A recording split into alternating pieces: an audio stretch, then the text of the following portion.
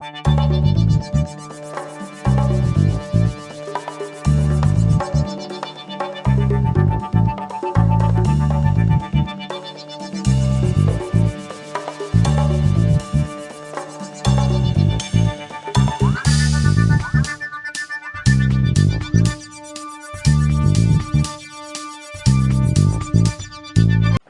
nuance est détail. Le catholicisme et le mahométisme. J'ai dit bien ma nuance et détail. Le catholicisme et le mahométisme. Avec 240 à 248 millions d'habitants qui se vendent aujourd'hui, le pays le plus développé du monde a quasiment près de 70 millions à 80 millions de pauvres. Et de gens qui dorment à l'extérieur. Ces images-là, les Américains ne les mettent pas devant les grands écrans. Ils vont peindre ce qu'il faut peindre. Les États-Unis d'Amérique, même à ce que l'on sache, ils peuvent se présenter comme la première puissance même militaire du monde, mais ils ont perdu ici avec le général Haïdi en Somalie. Ils ont été humiliés, ils n'ont jamais gagné au Vietnam. Ils ont des difficultés partout, ils ne gagnent jamais. Mais bon, après ils vont faire la propagande, c'est cette propagande-là qui est la plupart des documents qu'on a, des ouvrages, et les gens vont commencer, ils font des analyses sur base un document écrit par Henry Kissinger. Comment vous pouvez faire une analyse sur base des documents écrits par Henry Kissinger? Ou un document écrit par Hillary Clinton? Vous ne pouvez pas, parce que là vous prenez le cadran même de l'oppresseur. Tout est faussé déjà. Tout est faussé. Et vous deviendrez à votre tour aussi oppresseur. Parce que quand vous allez aller chez vous, vous êtes professeur d'université, vous êtes dirigeant politique, vous êtes dirigeant économique, vous allez faire de l'oppression. C'est comme je disais l'autre fois, vous allez voir ça dans le, comme on disait, le petit manifeste là. Vous allez voir quand on parlera de l'OHADA, l'organisme pour l'harmonisation de droits des affaires en Afrique. Mise en place par la France, c'est une des raisons pour lesquelles nous sommes allés à l'ambassade du Maroc. Parce que le Maroc aujourd'hui est en train de continuer cette politique d'expansion coloniale de la France. Le Maroc n'a pas d'argent. Contrairement à tous ces chrétiens-là qui sont en train de commenter sur le réseau, le Maroc n'a pas d'argent. Il n'a même pas le moyen de supporter quoi que ce soit. Parce que 75% à 80% de la jeunesse marocaine est poussée vers l'immigration. Et en parlant de la jeunesse marocaine, je prends des 15 ans à 65 ans. Ce qui n'est pas le cas des autres pays, même de la mère patrie africaine. Ce qui n'est même pas le cas. Parce que tu vas au Mali, tu vas au Sénégal, tu iras au Congo à 65 ans.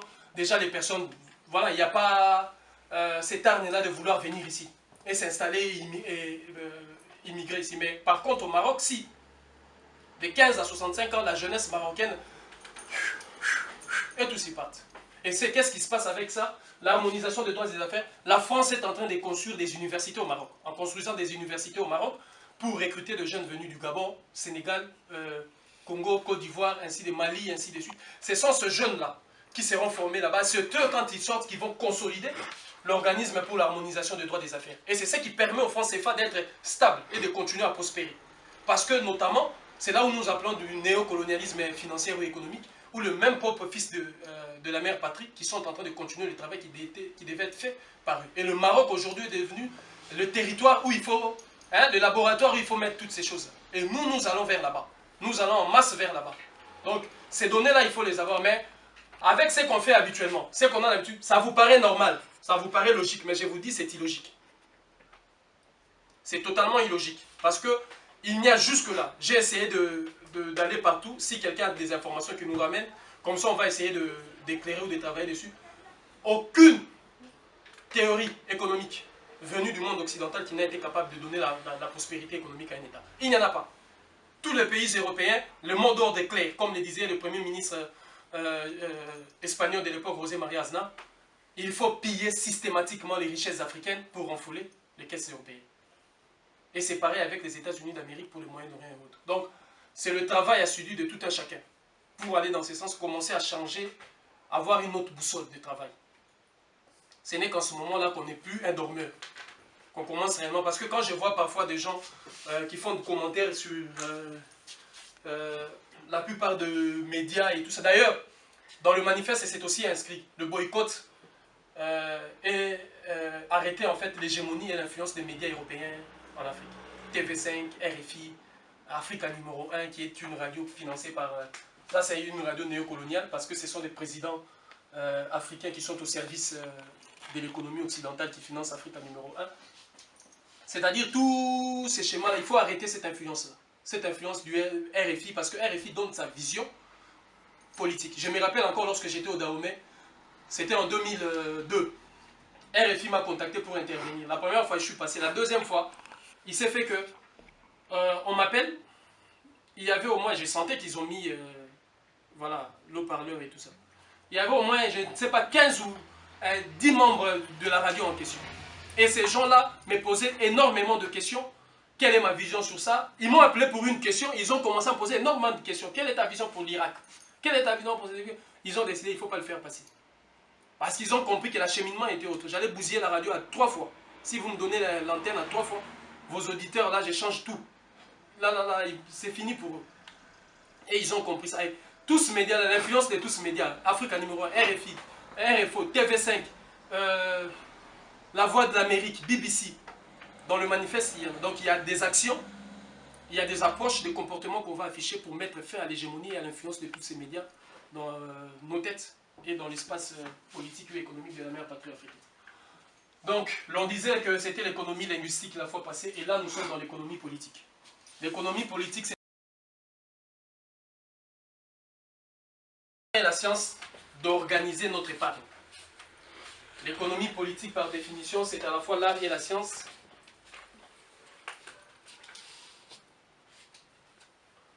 C'est à la fois l'art et la science d'organiser notre épargne. Marcus Garvey disait que la première arme que le blanc ou l'Occident a utilisée contre nous, c'est la désorganisation. S'ils ont pris l'organisation, ils nous ont désorganisés. Ça, il faut le comprendre parce que la plupart des gens ne sont pas organisés. Même au niveau de la tête, même au niveau de la plupart des choses que l'on fait, beaucoup ne sont pas organisés. En partant de ça, l'économie politique, nous sommes dans l'obligation de faire deux choses. C'est-à-dire, à chaque fois que l'on parle de l'économie politique, on est dans l'obligation de passer par ces schémas. Le schéma numéro 1, c'est qu'il faut parler de l'économie actuelle et ce qui existe. Mais ça sera de manière très brève, parce que je ne veux pas rentrer encore à faire l'apologie d'une nourriture qui est déjà malade et qu'il faut remplacer. On va plus nous concentrer sur le nouveau système économique. Ça sera, deuxièmement, le nouveau système économique. Mais en premier, c'est l'économie actuelle. L'économie actuelle qui fonctionne de manière verticale. C'est une économie qui fonctionne de manière verticale. C'est-à-dire que c'est lui, il y a la hiérarchie. L'économie de ce monde-là dans lequel on est, il y a une sorte de hiérarchie. Cette hiérarchie qui fait que les riches sont au-dessus et les pauvres en dessous. Dans le système judiciaire américain, un pauvre n'a jamais gagné un riche. Vous pouvez avoir... Le mécanisme est là que vous avez de la raison, ou c'est vous qui détenez la vérité. Quand on entre dans le système judiciaire américain, un pauvre n'a jamais gagné un riche. Il se fait même que tu as raison. On peut te condamner, tu verras. Après, à un moment donné, ils disent, ceux qui suivent souvent les systèmes judiciaires américains, ils vous diront liberté sous caution. Où ils font des millions, des millions, des millions de rires. C'est-à-dire, vous devez avoir ces millions-là. Vous devez avoir ces millions pour en sortir. Si Mike Tyson en a échappé, si comment vous l'appelez, Michael Jackson en a échappé, c'est parce qu'il fait partie de la hiérarchie. Qu'il soit noir ou blanc, mais il fait partie de la hiérarchie. C'est une économie hiérarchique, de manière, disons, verticale, de haut en bas. Un pauvre n'a jamais gagné un riche dans ces systèmes. Vous pouvez faire tout ce que vous voulez, mais dans la mesure du possible où vous n'êtes pas riche, vous ne gagnerez pas. Et si vous voulez gagner, vous devez être riche. C'est la présentation de cette économie et on verra ça. Là, je vous renvoie à vous-même, allez travailler vous-même. Allez chercher la hiérarchie militaire des États-Unis d'Amérique, la hiérarchie militaire de la France. Je précise bien, ça c'est un travail capital et conséquent. Allez chercher la hiérarchie militaire des États-Unis d'Amérique, la hiérarchie militaire de la France. Quand je parle de la hiérarchie militaire des États-Unis d'Amérique, je dis bien la hiérarchie militaire. Ne regardez pas forcément l'armée américaine telle qu'elle est présentée. Regardez aussi l'organisation de la société américaine, c'est-à-dire en partant par un État, gouverneur, parce que c'est l'ensemble des États aux États-Unis d'Amérique. Voilà, allez regarder dans chaque État qui dirige quoi, qui fait le shérif, qui fait le marshal, au niveau de mairie, le maire de telle ville, le maire de telle ville, regardez ça. Parce que c'est là que vous allez comprendre la hiérarchie militaire. Regardez plus sur cet aspect-là, vous allez comprendre la hiérarchie, que j'appelle la hiérarchie militaire. Parce que la hiérarchie militaire, comme je le disais au moment de comme l'économie politique, il y a une hiérarchie, c'est lui qui donne l'ordre. Les riches donnent l'ordre et le pauvre exécute. C'est comme ça que fonctionne l'armée.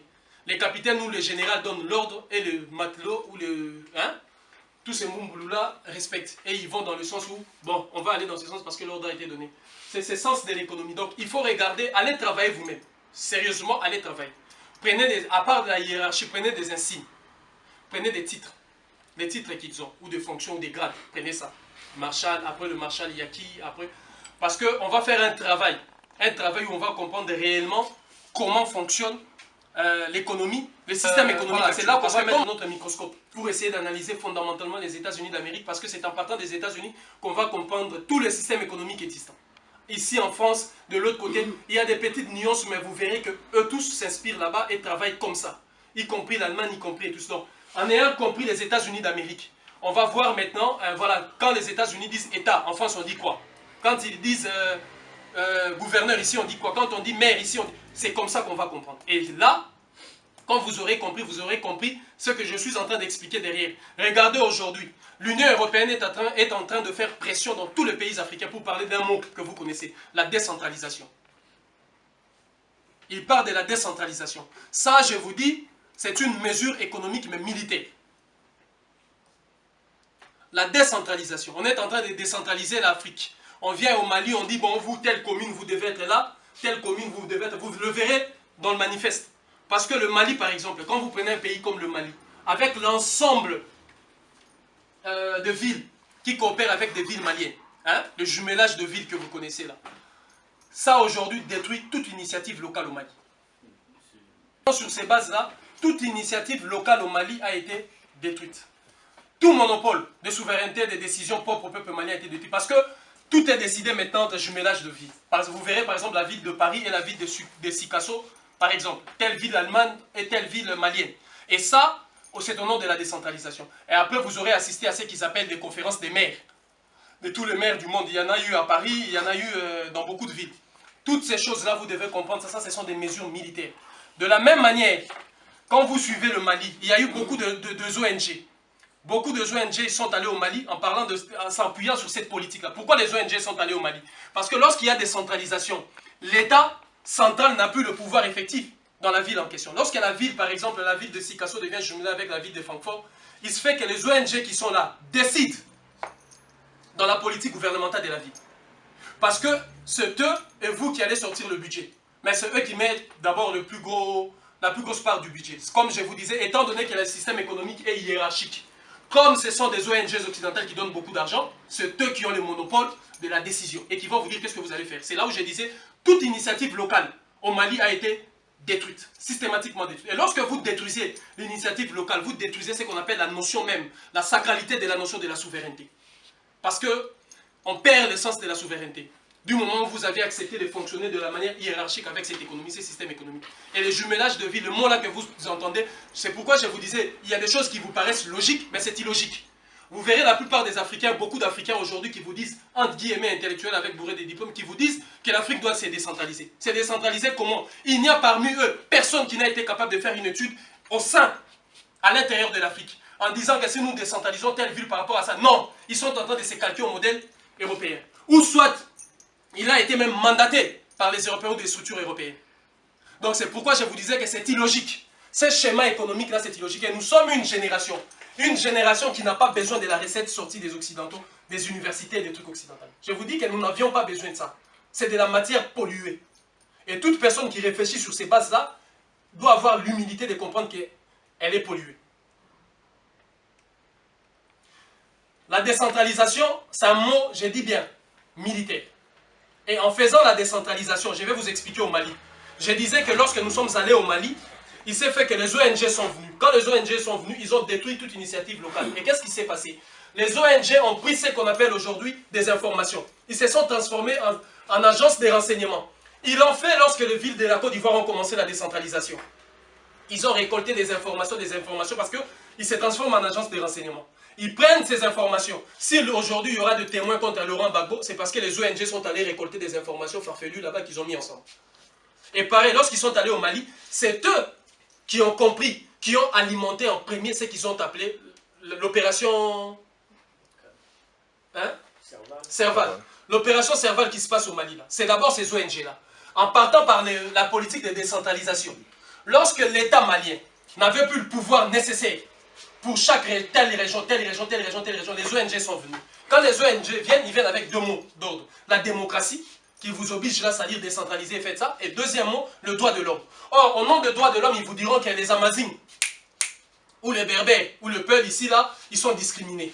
Un tel, ils sont discriminés. Parce que la première idéologie même qui a été écrite sur le Berbère, c'est un blanc qui l'a développé. En disant que c'est une race blanche spéciale, très avancée, et des guerriers redoutables et farouches. C'est cette apologie-là que les Berbères ont hérité. C'est la raison pour laquelle un Berbère n'accepte jamais, donc un Arabe qui prend l'étiquette des Berbères, n'accepte jamais et n'acceptera jamais qu'un Noir le gouverne. C'est ce que Kadhafi disait aux Touaregs qui ont mené la guerre au Mali. Et ça commence avec la politique de décentralisation. Il faut faire très attention avec ces mots-là. L'Africain est devenu aujourd'hui tellement qu'il est pollué, ramasse un peu de la nourriture partout, il vient comme ça, il vous parle de décentralisation. C'est des mots, des vocabulaires qu'il faut combattre.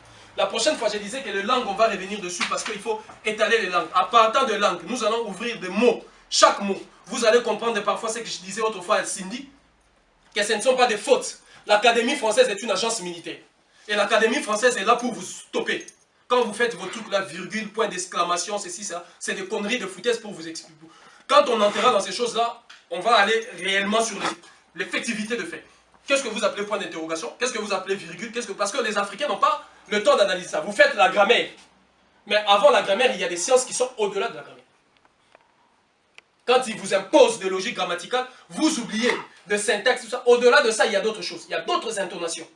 Et là, il faut comprendre ça. Il faut comprendre pourquoi ils nous ont mis point d'interrogation. Pourquoi. Comme vous savez, un bon marchand, un bon commerçant a toujours l'habitude lui-même d'entretenir sa marchandise. Il dit, oh, c'est bien, regardez nous-mêmes l'Académie française pour que vous veniez en masse intégrer la chose. Et ça, on va comprendre ça avec ces mots. On prend le mot, par exemple, décentralisation.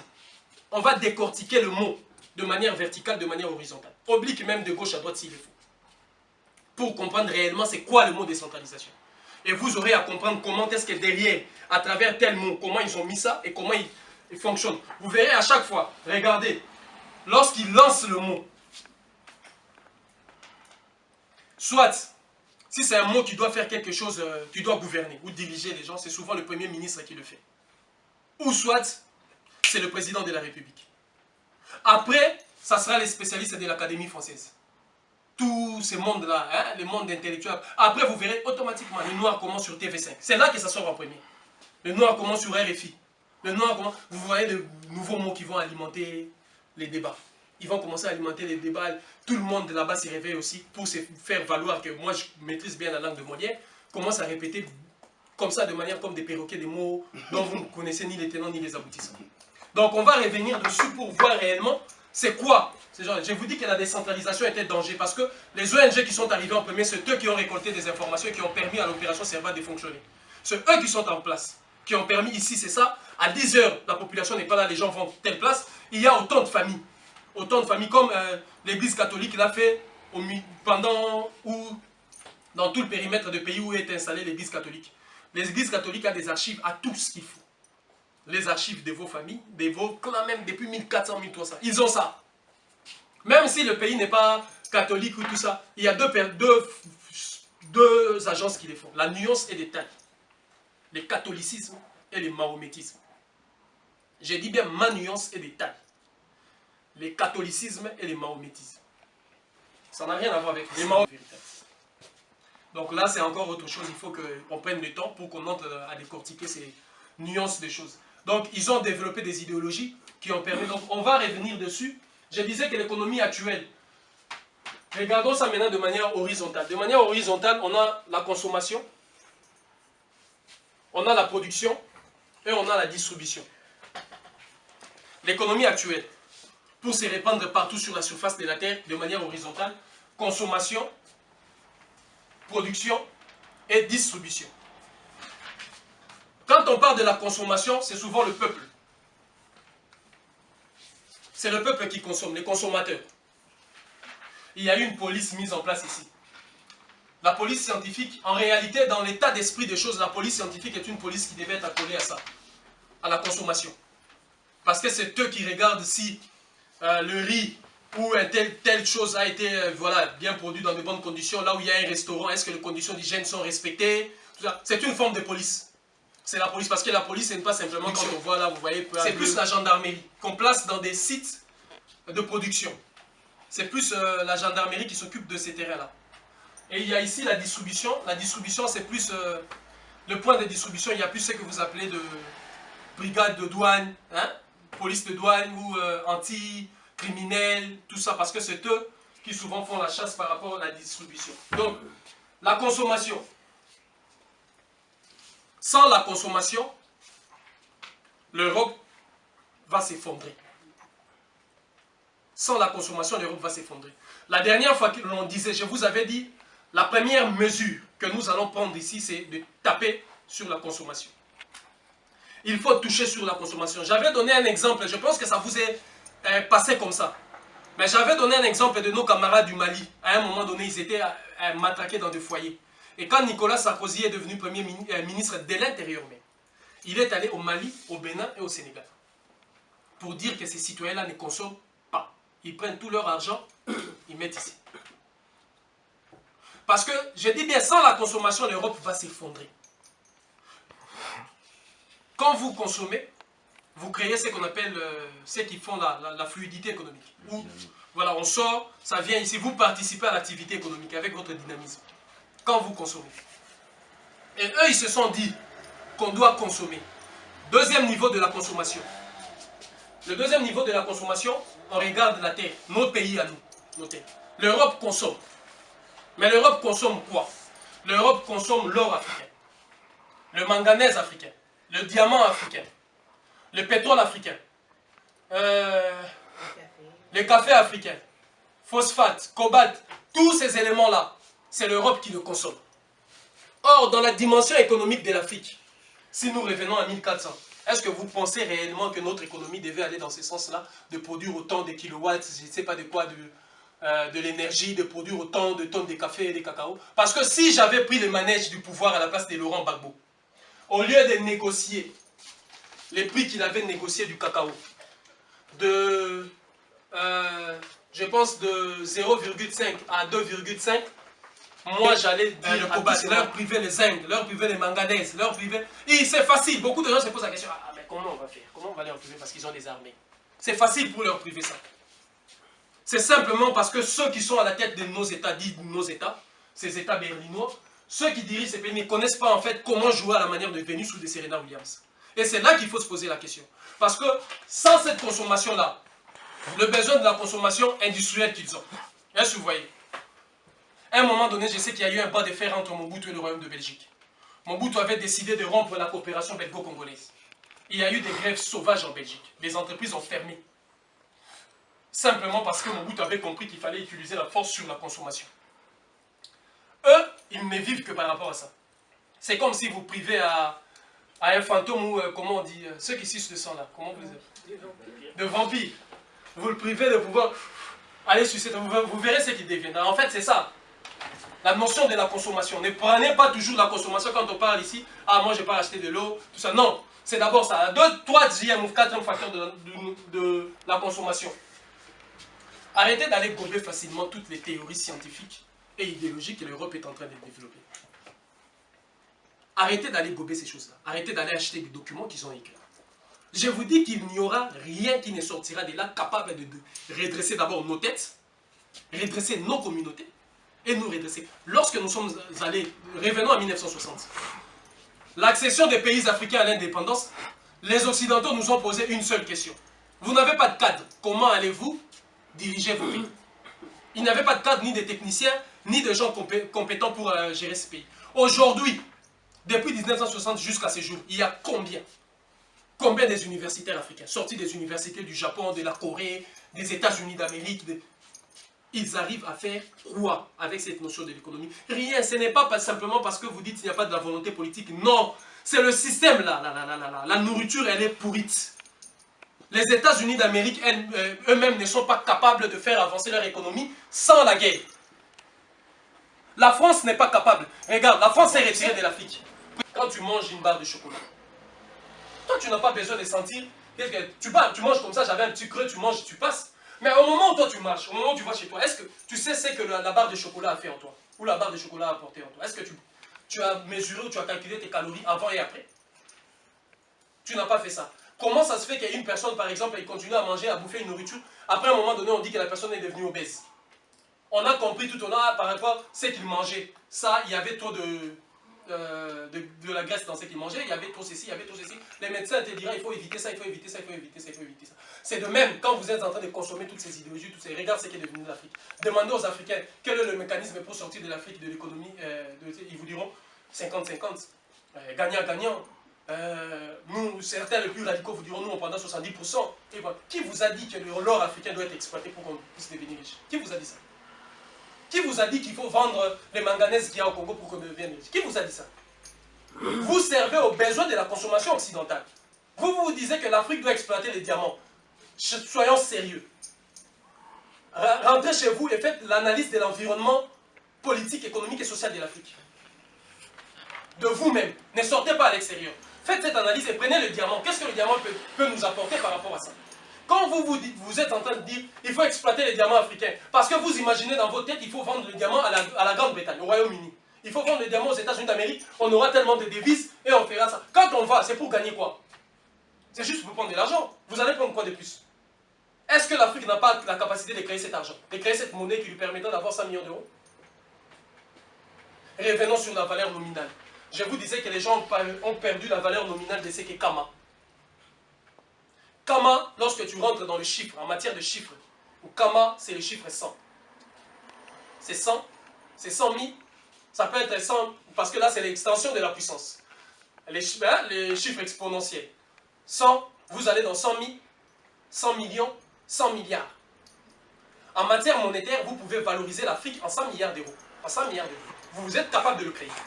Lorsque je disais que les gens ont perdu la valeur nominale de ce qu'est Kama, aujourd'hui, beaucoup de gens peuvent parler de Kama. Est-ce qu'ils ont la dimension là, cette dimension au niveau des chiffres, pour valoriser et donner de la monnaie et de la finance à l'Afrique? Non. Qu'est-ce qu'ils vont faire? Il faut que l'on contrôle nos richesses. Vous allez contrôler vos richesses par rapport aux besoins de la consommation occidentale. Ça ne marchera pas. Ce n'est pas une notion de l'économie. Vous ne pouvez pas faire fonctionner une économie selon les besoins de la consommation extérieure. C'est l'Europe qui a besoin de ça. C'est l'Europe qui a besoin du diamant pour son industrie. C'est l'Europe qui a besoin du pétrole pour son industrie aussi. Mais vous, les Africains, nous avions besoin de quoi? Je vous disais que si j'étais à la place de Laurent Gbagbo, ce que j'allais faire, c'est d'interdire à ce moment-là des produits de cacao. Et tout ce papa-là, d'arrêter la production de cacao. Parce que la production de cacao ne nous sert à rien du tout. Il faut basculer vers les bananes plantains, soit le feuille de manioc ou autre chose. Créer d'autres choses à partir de ça. Je sais que si vous prenez de la banane plantain, verte, celle qui est verte, vous prenez ça, vous le séchez au soleil. Et vous prenez, l'Europe de pouvoir financer. C'était un programme encore de la Banque mondiale et du FMI. Le développement économique auto-centré a dilapidé complètement les économies africaines. C'est pourquoi je vous disais, je vous ai posé la question, c'est pourquoi je vous disais qu'il faut toujours garder l'acheminement de l'histoire. Parce qu'après en avoir discuté avec les universitaires de tous ces capitales africaines que j'ai citées, ils tenaient tous bec et ongle que cette fois-ci, nous vous rassurons, cette fois-ci on décolle. C'était sur base de quoi? Les NEPAD, fait par 5 présidents qui étaient considérés comme les présidents les plus intelligents de l'Afrique. Je pense, si je me trompe, donnez-moi les noms exacts parce que ça m'est sorti de la tête. Senghor, non. Abdoulaye Wade, Abdelaziz Bouteflika, Thabo Mbeki,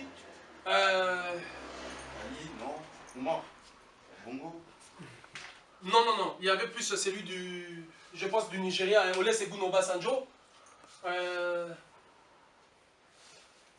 Abdoulaye Wade, j'ai cité. Donc il y avait 5 présidents. Il y avait 5 présidents qui ont fait, Thabo Mbeki, oui, il était là aussi, les NEPAD. Les NEPAD qui était un projet de développement économique de l'Afrique, c'était le NEPAD. Ils étaient 5 présidents qu'ils ont mis ça en place. Et je disais qu'il faut toujours garder l'acheminement de l'histoire, parce que les développements économiques auto-centrés, c'était quasiment ce qui est devenu le NEPAD. Mais les NEPAD, c'était en détail en fait. Ils ont donné quoi? Ils ont choisi, ils ont fait des choix et des priorités. Voici les priorités pour développer l'Afrique. Construction des barrages, ceci, c'est là.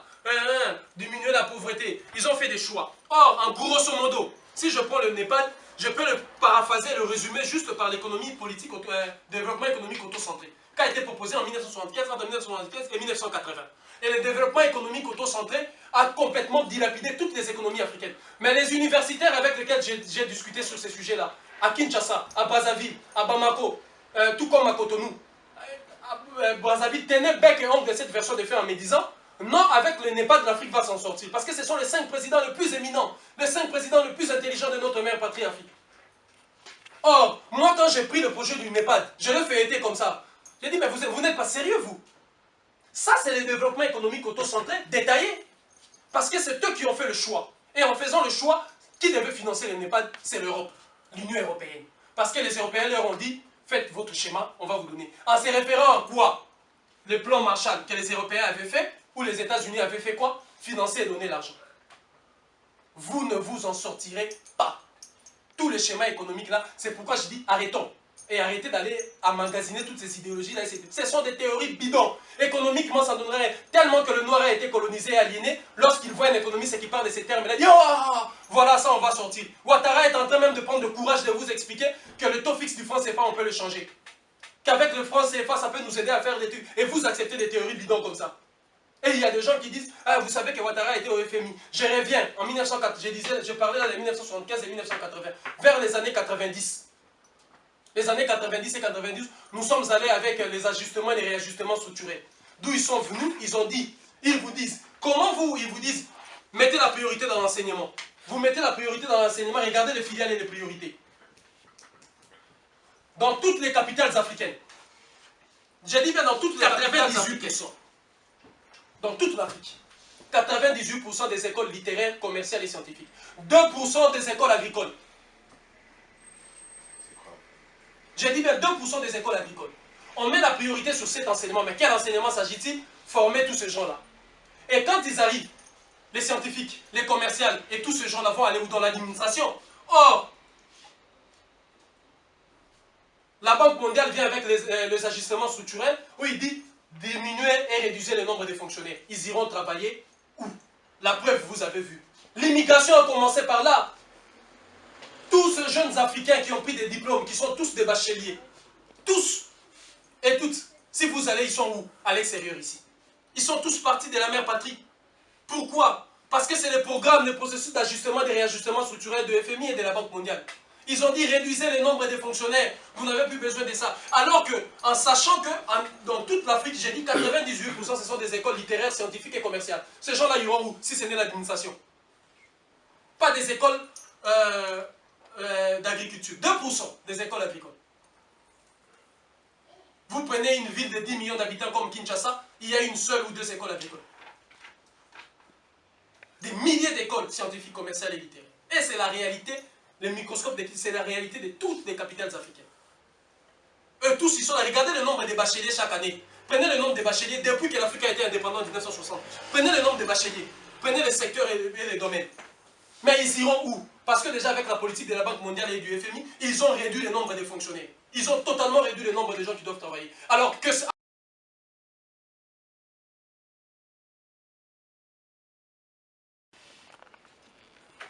de ceux qui sont vaccinés contre la consommation, vous verrez que l'usine de la production ici va subir des coups fatals. Vous allez le voir ici, les usines de production ici vont subir des coups fatals. C'est une guerre. On vous a imposé une guerre. On ne l'a pas cherché.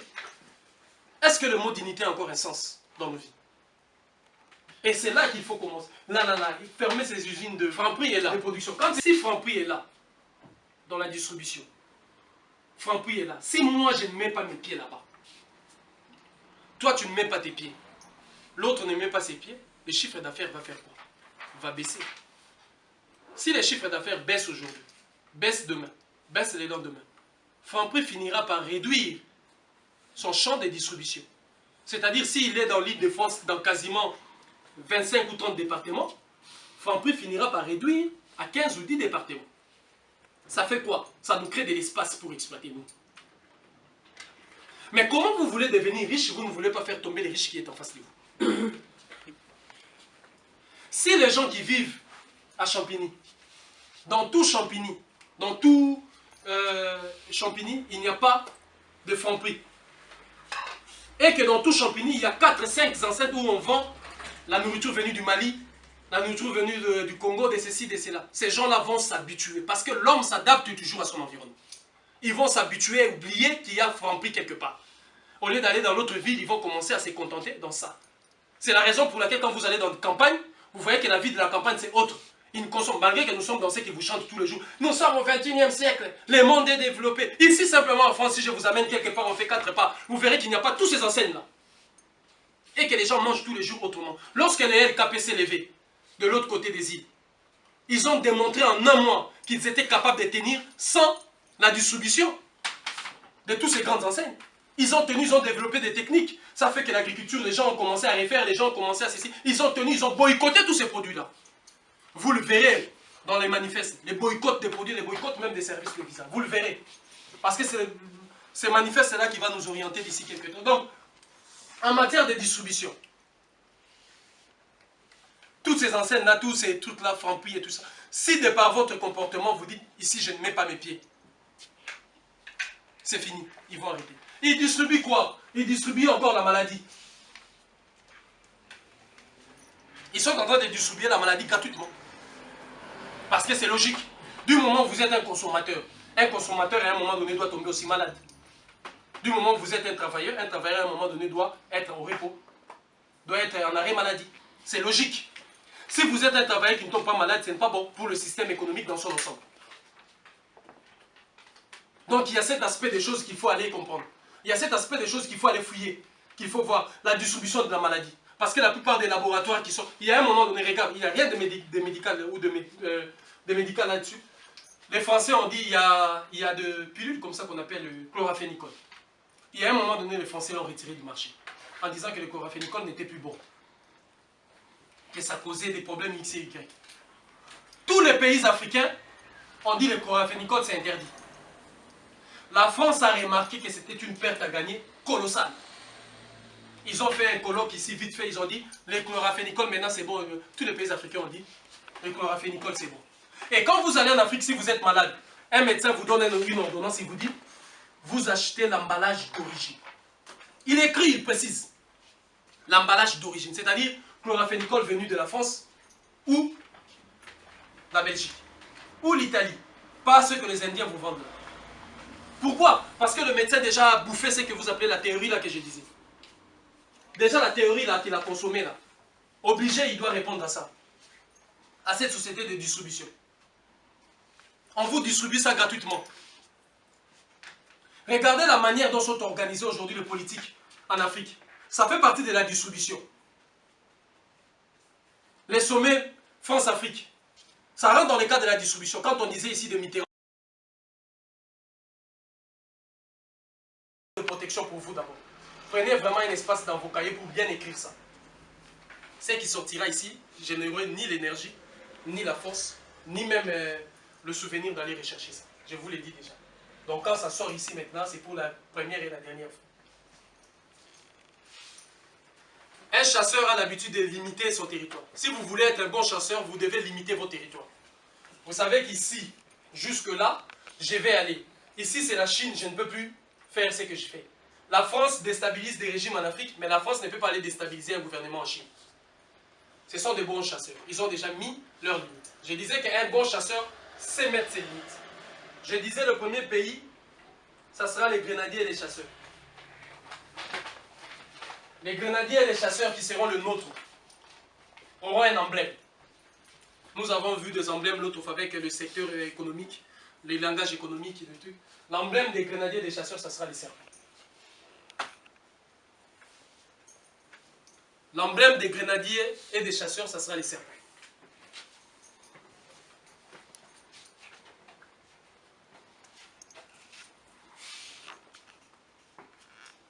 Les Nations Unies avaient réuni 2 personnes.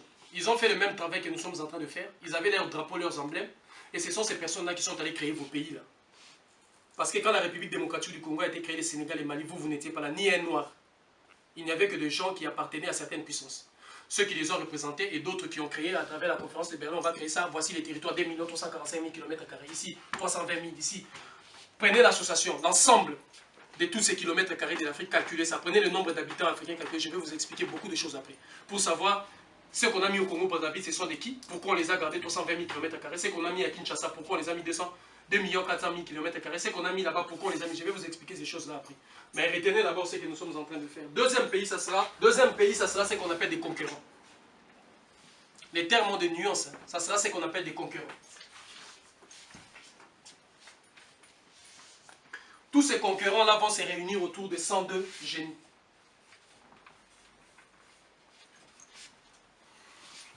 Je suis en train de vous expliquer comment on va organiser l'économie. On n'organise jamais l'économie comme j'avais commencé ici, en restant de l'autre côté. Il faut que je vous ramène de l'autre côté pour que vous ayez le miroir de voir. Parce que souvent, c'est des gens qui sont rentrés là-bas qu'on donne ces responsabilités. Mais comme vous y êtes là, donc nous partageons ces choses-là parce que c'est vous qui devez le faire. Parce que vous êtes. Voilà le symbole qui va accompagner le concurrent. Je le mets ici.